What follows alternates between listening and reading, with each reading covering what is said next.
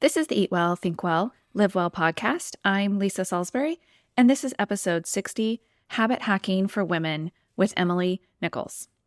This guest episode with Emily, who is the host of the podcast Habit Hack Your Health, is full of actionable content for you. We talk about her habit system that she has especially designed around women's ways of thinking. And as I was editing this episode, I noticed I absolutely peppered her with questions.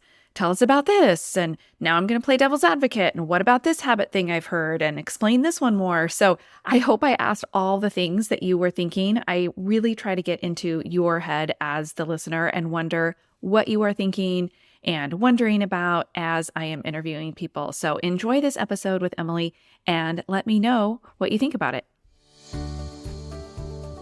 Welcome to Eat Well, Think Well, Live Well, the podcast for women who want to lose weight but are tired of counting and calculating all the food. I'm your host, Lisa Salisbury. I'm a certified health and weight loss coach and life coach, and most importantly, a recovered chronic dieter. I'll teach you to figure out why you are eating when you aren't hungry instead of worrying so much about what you are eating. Welcome back to the Eat Well, Think Well, Live Well podcast. My guest today is Emily Nichols. I am really excited. I told her before we started recording that I've been actually thinking about this interview, and I am really excited to have this topic on the podcast. So she is a habit expert. I didn't actually ask you for your exact title. So Emily, why don't you introduce yourself, tell people, how you came to this work, what you do, and just all of that information. Yeah, Lisa, thank you so much for having me on the show. And yes, that is right. I'm a habit expert. I'm a habit and fitness coach by trade. I am in Indiana. I'm a mom of two boys. They're 15 and 11. I've been married to my husband since we were high school sweethearts. So we've been together our whole lives. But like I said, I'm a habit and fitness coach. I actually started out as a fitness coach. And as I was working with folks, I noticed there was a really big gap as far as women. We're like, okay, I know I need to move my body. I know I need to eat well. I know I need to talk nicer to myself. But how the heck do I do that when my life is so busy? And logistically, just how do I do that? And a lot of times when we think of health, it comes through a lens of diet culture. So it's been really confusing for us as women as far as okay, what path should I go as far as my own healthy habit journey, and how can I do this? So we really help bridge that gap with our show, Habit Hack Your Health. It used to be called Self Transform. We just kind of went through a little mini rebrand and really helping busy working moms in particular habit hack their health, but do it in not a lot of time and doing it guilt free in order to really transform your life and have a habit hacking system in place that you can pivot through all seasons of your life, because that's kind of another layer. Once we get moving and grooving with our healthy habits, we get a new job, or it's a new season of life and we have to start it over again. So I help women kind of get to a point where our habit hacking system kind of becomes like an unconscious habit for them, then where they can reset, pivot, and still keep moving forward, taking care of themselves versus doing nothing at all. And this really just stems from my own journey. I started out just as a busy working mom in corporate America, just trying to climb the ladder and being like the Pinterest perfect mom. And spoiler, I wasn't. Nobody is, right? Nobody. Yeah. Nobody. And really back in 2015, my husband and I were like, man, we are just exhausted. We have really unhealthy habits when it comes to stress and anxiety and the pressure I was just personally putting on myself, in all honesty. And we really just started with one little habit at a time, changing the way we were eating. We changed the way we were moving our bodies. We actually started moving our bodies a little bit more. Then I dug super deep into personal development and, started teaching, becoming a trainer from there, and becoming a behavior change specialist as well. Because like I said, I really dug deep into habit strategy throughout my own journey, because I was like, I'm figuring out a way to make this work. There's got to be a system that's geared towards other busy, crazy working moms like me to make this work in our life without it feeling just so overwhelming. And like I said, just coming an unconscious habit in itself. So that's what I do now. I love what I do. I get the best of both worlds by having the podcast and courses in programs in our shop to give a lot of different habit hacking tools, but also being able to coach people in person with my love of fitness. It's the best of both worlds for me. Sounds super fun. So, for those that have been listening to my podcast for a while, you may kind of wonder how this fits in with like the model that I teach. So, I teach a thought model, which is circumstance, thought, feeling, action, result. And so, doing some of these habits really land firmly in the action line. This is like the actions we're going to take. And typically, if you hear life coach school certified coaches, we will coach more on the thought feeling line. That's kind of our specialty. And so I love that I'm having Emily on really getting into that action line because it is equally as important because we can have all the great thoughts and feelings but if we're not like, okay, but then what? If we're stuck in confusion there, we need to have somewhat of a plan for that action line. Also, too, I like to go reverse up the model when we're creating an intentional model. Start with the results that we want. What action would we have to take in order to get those results? Which that's what we're going to talk about, these actions. So that's like Emily's specialty. And then I can help you like, okay, what do we need to feel and think in order to actually do that? And I know that's part of what you do too, but I just want to kind of to like bridge that gap a little bit for my listeners for like, okay, how does this fit with, other type episodes, right? So the first thing that Emily really talks about is how women are different in this whole thing. So you may recognize some of her concepts if you've read the book Atomic Habits. I have heard some of the terms that she uses. I was like, oh, I think that's in that book, but that was written by a male. And so I love how she's like, okay, here is how we can take those ideas, but apply them for women. So what is different about women? Yeah. I mean, so much. So much. Where do we start? Where do I start? We're just going to talk about healthy habits though. So Okay. I'll stay in my lane. No, where this really stemmed from for me, Lisa, was when I started going through my own transformation. My husband was going through his own transformation at the same time.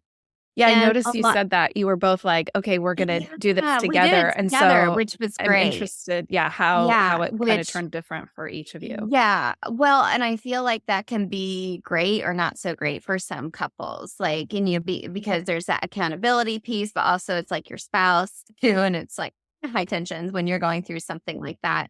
But like I said, we were kind of at a breaking point. My husband had been working like all these different shift works, like night, second shift, weekend, and his sleep really suffered because of it. And when you don't get a lot of good sleep, like your health, just mental, physical, everything suffers. So it was like, we got to do this. And I was like, okay, I'll do it with you, babe. But I noticed as we were doing this, I was like, this seems to come a lot easier to him than it does for me. Like he would be like, well, I was meal prepping all the meals. I was kind of planning out everything. And that's just me being nurturing and wanting to take care of my husband and my kids and everything. And, he would be like, oh, I'm going to work out every day at the gym or go for a run after work. And I'm like, okay. And I was like, well, I can't really do that because I need to be home because I got to get the kids from daycare and I got to do this. And it was like, oh, well, he wasn't really doing any personal development, but I was listening because I was like, I don't have time to like read or pick up a book. I was listening to books and podcasts.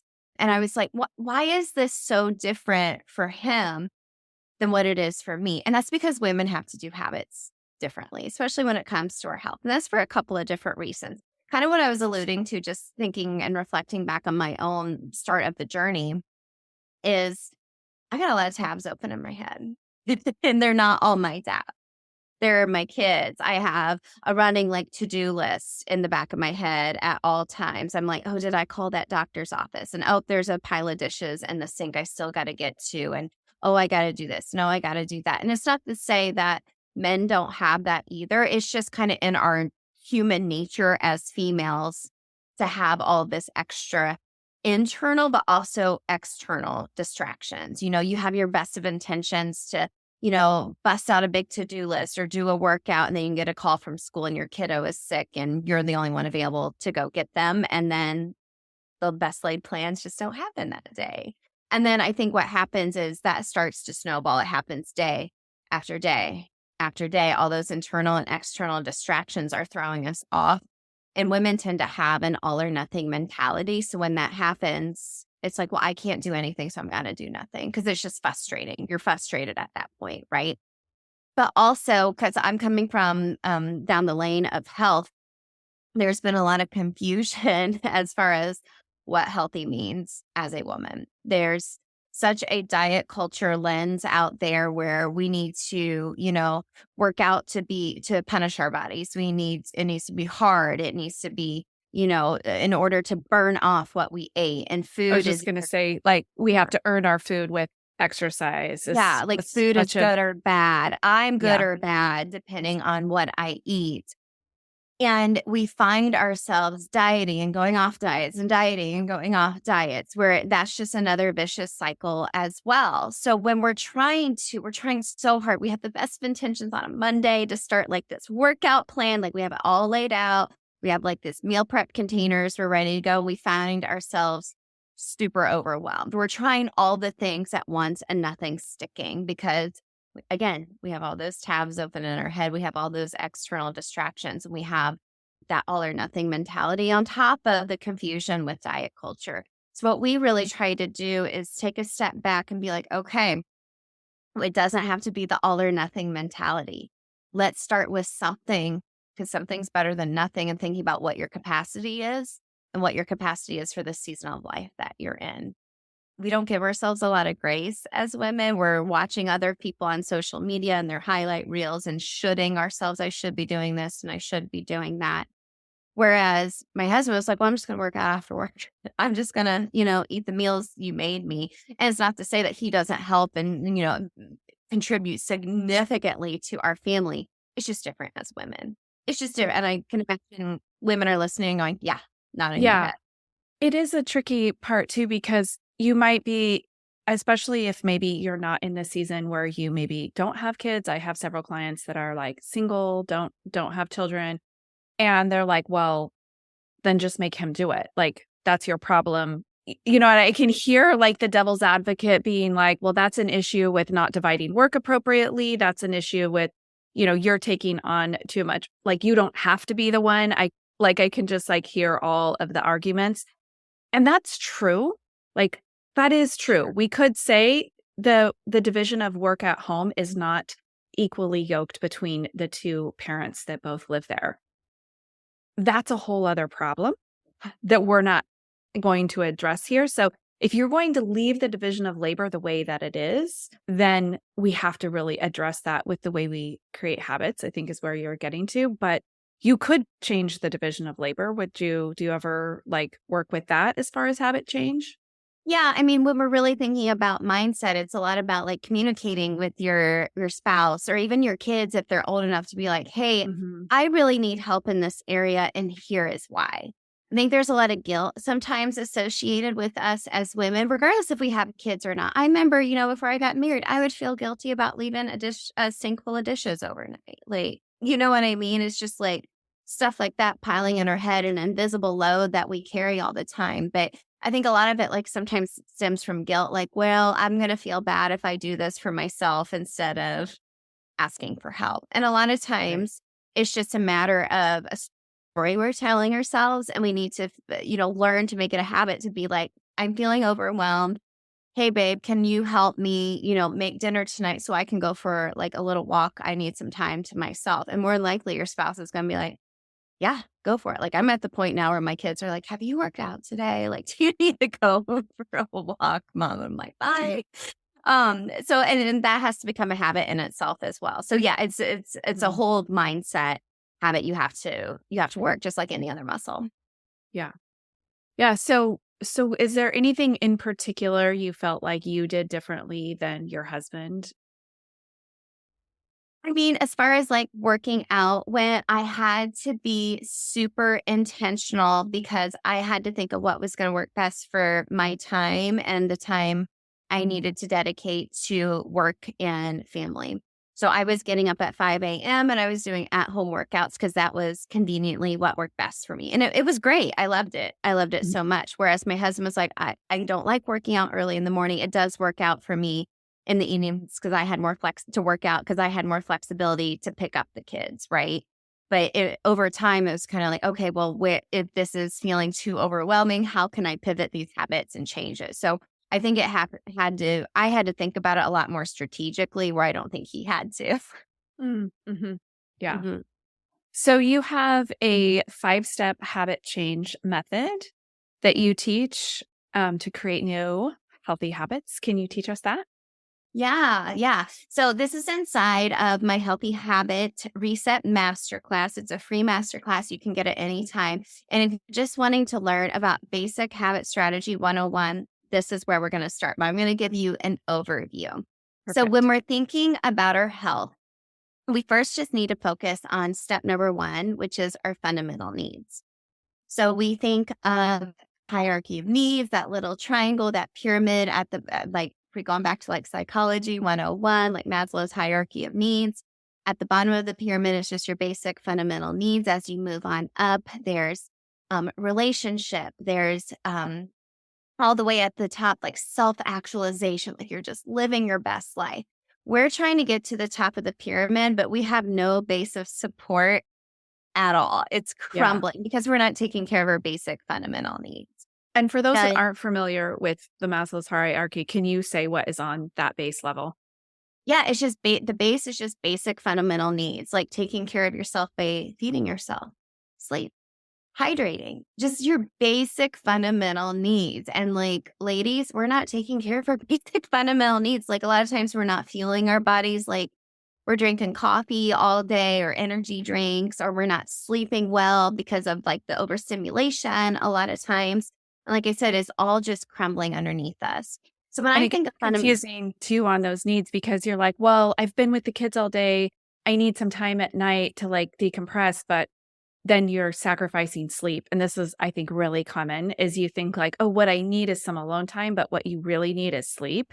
And mm, so if you really think of that, like basic needs, sleep is so important there, way more important than that, like quote unquote, alone time that you think you might be getting by staying up mm, until midnight.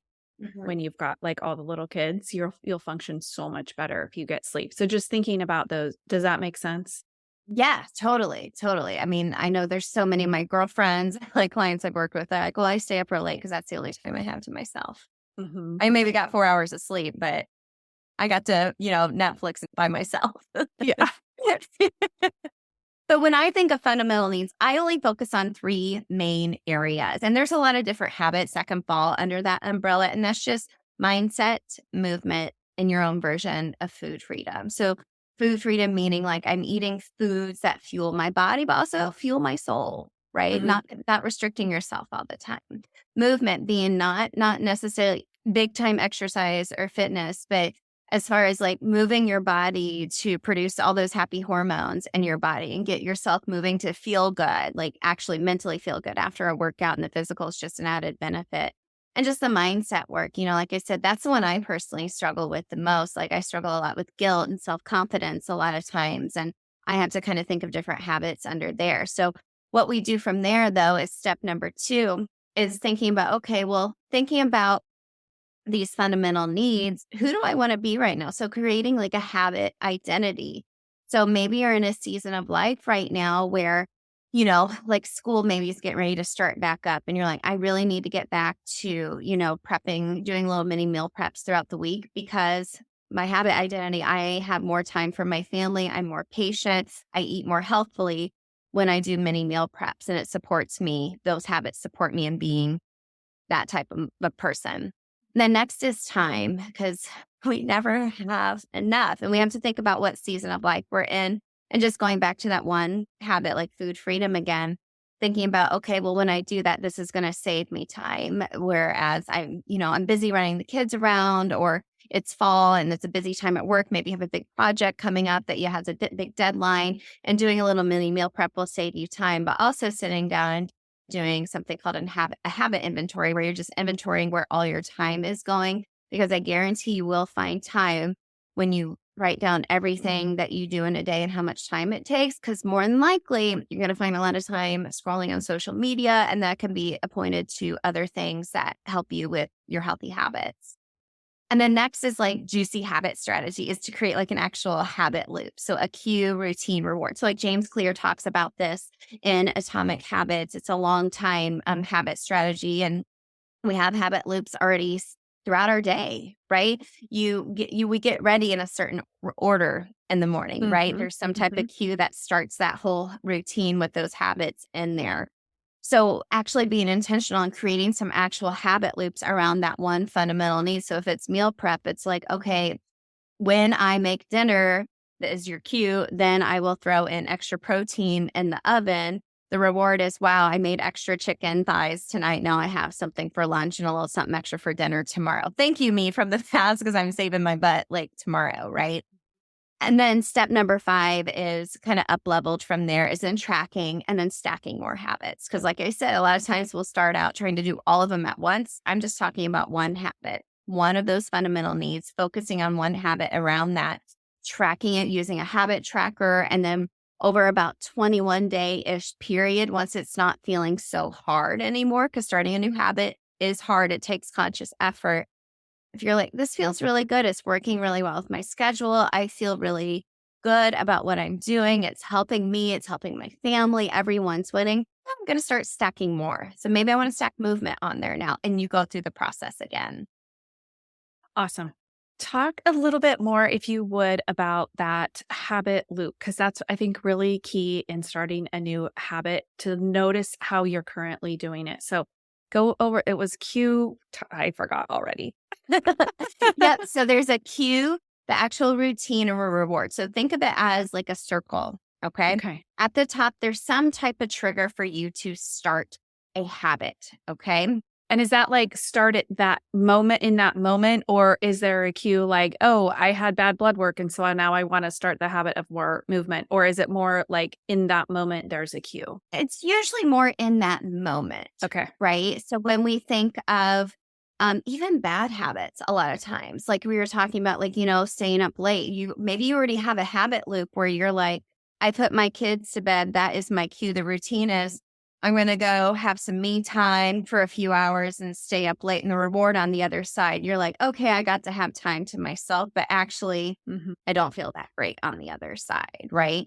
And sometimes it takes some time to reflect that and create a new cue, routine, reward. So maybe in this circumstance, for example, you put your kids to bed and you think, okay, that's my cue still. The new routine is I'm going to go read a book in bed instead.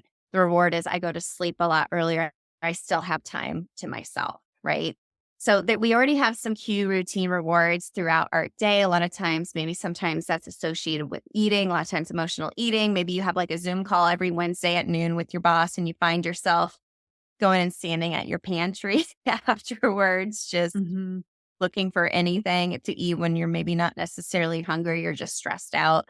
And you've started a new habit loop there as well. So there's a lot of different habit loops throughout our day. It's about being intentional and creating your own, replacing ones that you have in place that aren't serving you. Also, the reward piece is a little bit confusing because I think, especially through our childhood, it's like, great job on your report card. What do we get? A donut for every A. Oh, such a good game, such a good recital. Let's go to ice cream. The reward of doing good often is a treat, which is also fascinating because, oh, you had a bad day. Let's talk about that over a bag of chips. But so it's confusing where it's also the reward for like having a bad day. But if we're thinking about it as a reward for something good, I think that we get confused about what a reward is because we don't want to use food as a reward. So tell me what other rewards we might be noticing in these habit loops. Yeah, the reward part is probably the most challenging when I work with clients because they're like, we're not used to celebrating ourselves. We celebrate everyone else. Which is probably one of the reasons why women have to do habits differently too. You got it. You got it. Exactly. Exactly. So I can't tell you how many times like I've had clients, they're like, I'm sitting here making my habit loop and I'm stuck on reward. I just don't know what to do. And you can think of a reward cycle if you want to, like say a 21-day cycle. And it doesn't have to be superficial, like getting yourself, like buying yourself like a new like yoga mat or something, unless that really like floats your boat or whatever. But it also can be as simple as leaning into the feeling you have when you do that habit. So, for example, anytime I meal prep, and I don't do big meal preps, I do mini meal preps throughout the week because I don't have time to do like a big meal prep Sunday thing. I thank myself. I literally say out loud, thank you, Emily from the past. I always say, thank you, Emily from the past. Like, oh my gosh, this was so easy. I had a great meal. Thank you, me from the past when I had the time to make this. And it feels good. And that builds motivation and confidence in myself to keep doing that habit. So it doesn't necessarily have to be that. And you don't want it to be a reward that is counterintuitive to the habit. So maybe it's like, going back to the food example, like I'm wanting to eat more vegetables. I want to eat more colorful foods. Okay, sure, great. Okay, I'm going to do it for 21 days. Okay, at the end, my reward is I'm going to like binge out on some cookies and ice cream as my reward. Now that's counterintuitive and that doesn't support the habit. Yeah, right? Totally. And I think there's a time and place for everything. I don't think we should restrict ourselves totally, but there's a time and place. So think about how you can just lean into the feeling of how that habit feels when you complete it. And if you want to find some type of reward system for you, everyone's motivated different ways. Make sure it is not counterintuitive to the habit, but supports the habit. I love that the feeling can be the reward. Like creating amazing feelings in our body is like, it does feel amazing. Like really think about how you feel when you're feeling confident or committed or motivated, all these kind of feelings that we would like to generate. These habit loops are one of the ways that we can generate those feelings in our like result line. Totally. Good. Okay. And then a little bit more on habit stacking, because this is a concept I actually teach in my program as well. Just one that I've definitely kept from reading Atomic Habits, and I love it. So teach a little about habit stacking, how that works. Yeah. And a lot of folks confuse habit stacking with multitasking. Because we're women. Again. Here it comes again. Yeah. Again. Multitasking is like doing 20 things at once. Like I'm writing an email. Oh, ding, ding, ding. I'm answering a text at the same time. I'm listening to some music or I'm listening to a podcast at the same time. That's overwhelming just talking about that. Just thinking about all of that. I remember years ago, I made this social media post. I was like doing like squats in the kitchen while I was cooking dinner and I had my laptop open and I was like writing a couple of like work emails and I was posting about it and taking pictures at the same time online. That's not productive. That's overwhelming and overstimulating. Habit stacking is stacking habits on top of one another. So when you think of your morning routine, right, we all have these habits that are stacked on top of one another that we don't have to think about. So think about the order you get ready, right? So maybe you get up, you go to the bathroom. Okay, I'm going to brush my teeth. All right, I'm going to get in the shower. Okay, now I'm going to do my makeup and then hair and get ready. That's the order I get ready. But maybe it's like, okay, I get up, I go to the bathroom, I get a shower, then I brush my teeth, I do my hair, and then I get dressed, and then I do my makeup, right? Everyone has their own order, and they do that. Those are all habits stacked on one another.